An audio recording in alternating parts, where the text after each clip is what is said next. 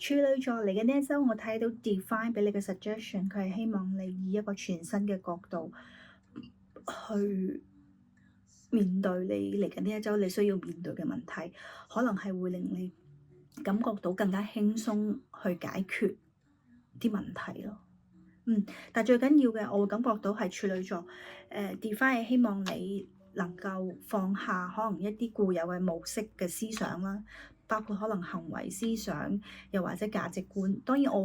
我會明白係好難去改變一個人嘅一啲價值觀嘅，但我會感覺到 Divine 係希望你嘗試以一個全新嘅切入點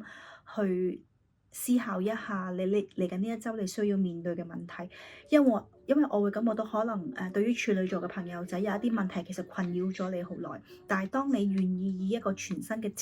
切入點去再理解呢啲問題嘅時候，其實係反而會令到你更加容易輕鬆去面對你需要面對嘅問題咯，因為可能就係正如可能好多時候我都會講啊，你以同一個方法去解決同一個問題，唔好期望會有一個唔同嘅結果咯。所以處女座呢個星期不妨去嘗試一下，以一個全新嘅角度去